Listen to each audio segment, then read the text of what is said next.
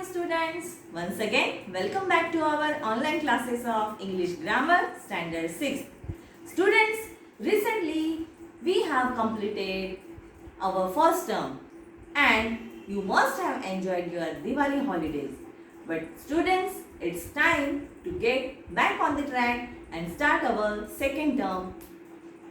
I am your grammar teacher. My name is Mrs. Chandraprabha Kiran Jadhav and I will teach you the remaining topic of second term for English language. So students, what are we waiting for? Let's get started. Students, let's begin our today's topic. But before that, we have to begin our topic by a beautiful quote. And what is that quote? That there is no elevator to success. You have to take the stairs. So what is the meaning of this quote? Students, there are no shortcut for success. It means that there is no elevator for success. It means that you have to work hard. Directly, you cannot get the success. If you want to get the success, for that you have to work hard. You have to go step by step, and after that, working hard, you will definitely get the success. So that is the meaning of today's quote. Now students, let's begin our today's topic, that is verbs. So now students, what is the meaning of verb? So I just want to tell you that before this you may have studied the part of speech. Part of speech are noun, pronoun, verb, adverb, adjective, preposition, conjunction and interjection. These are the parts of speech, and verb is one of the part of that part of speech.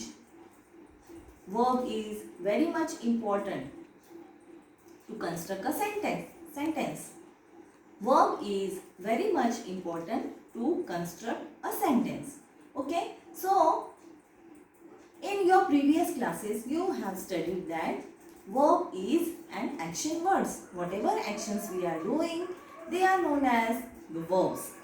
But students, this year we are going to study the definition of the verb little bit differently.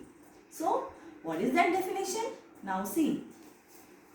A verb is a word which indicates an action, event or state. Now see, pay attention. A verb is a word which indicates an action, event. Now students, pay attention carefully. Before this, you may have studied the definition of verb. That is, verb is an action words. Whatever actions we are doing, they are known as the verbs. So, this year we are going to study the definition of a verb differently. That is, verb is a word which indicates an action, event or state.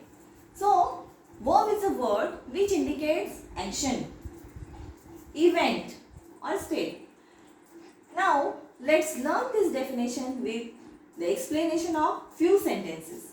Now, first sentence is Surili sings a song. Okay? So, Surili sings a song. Verb is sings here.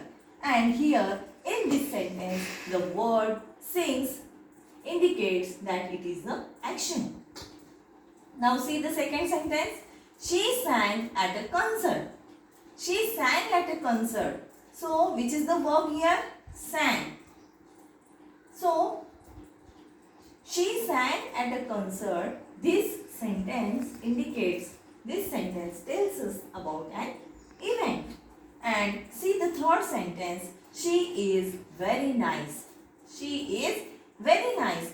Here the verb is indicates that it is the state of that person. She is very nice. So the word that I have underlined here, sings, sang and is, these are the verbs. As I have told you in the definition, verb is a word which indicates an action. In the first sentence we have seen that sing is a action. In the second sentence, she sang at a concert. This sentence indicates that it is an event. Sang is a word that shows the event. And in the third sentence, she is very nice is indicates the state. So that's how our definition is verb is a word which indicates an action, event or state. I hope this is clear to you students. Now let's move forward. I just want to tell you that verbs are very much important part of a sentence. Without verb we cannot construct even a single sentence. Okay? Even the shortest sentence contains verb. So you have to keep in mind that without verb we cannot construct the sentence and we cannot get the meaning of the sentence. So to do that you have to add verb in the sentence. Okay? Now as I have told you that the shortest sentence also includes a verb. How? Now see this.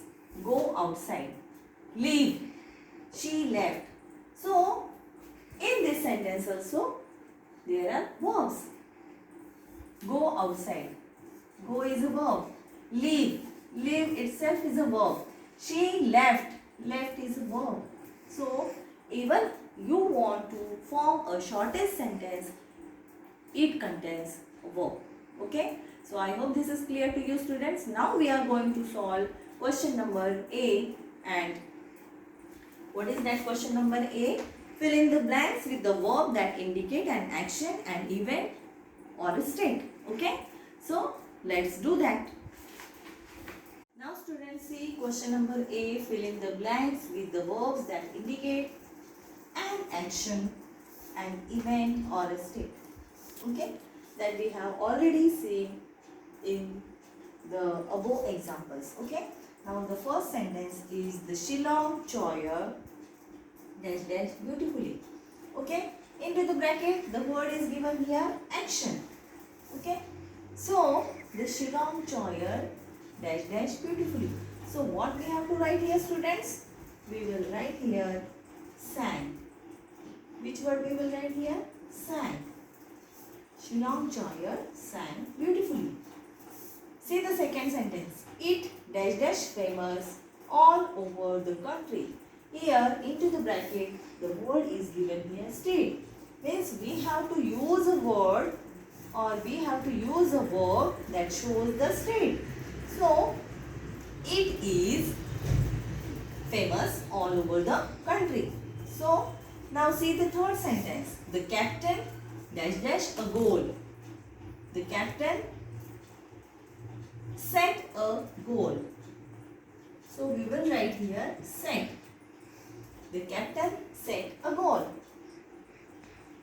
Now see the fourth sentence. Mrs. Roy dash dash us English in class last year.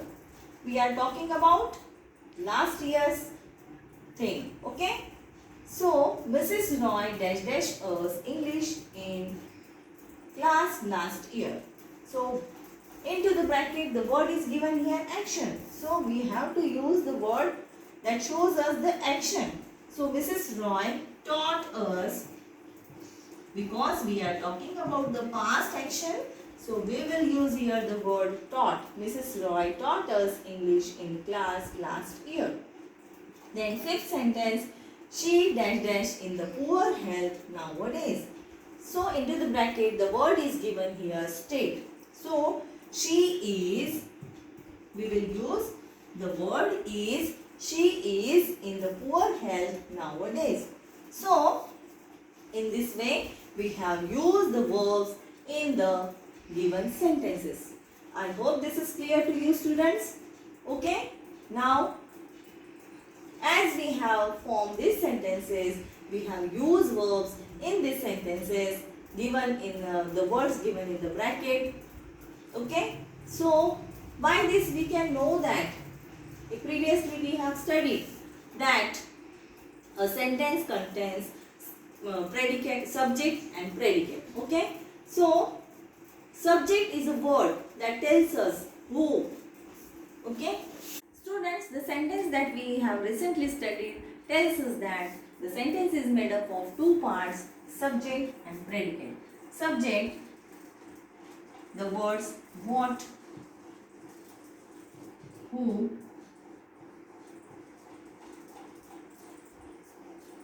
tells us the sentence is about. Okay? They tells us what the sentence is about.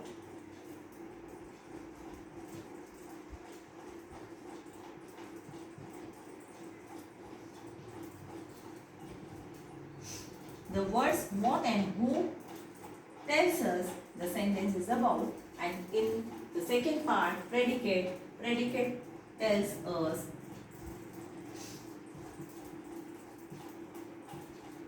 about the subject.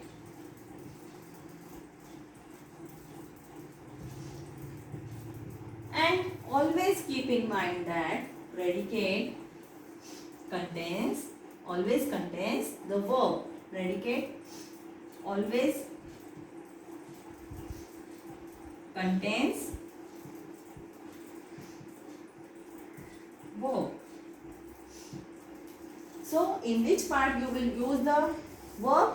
So it means that in the predicate of the sentence you have to use the verb. So I hope this is clear to you, students. Once again I would like to repeat the sentence is a once again I would like to repeat sentence is made up of two parts, subject and predicate. In the subject, the words like what, who in a sentence tells us the sentence is about, and in predicate tells us about the subject. Predicate gives us information about the subject, and always predicate contains the verb. So I hope you have understood this. Now let's move forward. Now students, see the sentence. Let's read this sentence. The early bird catches the worm.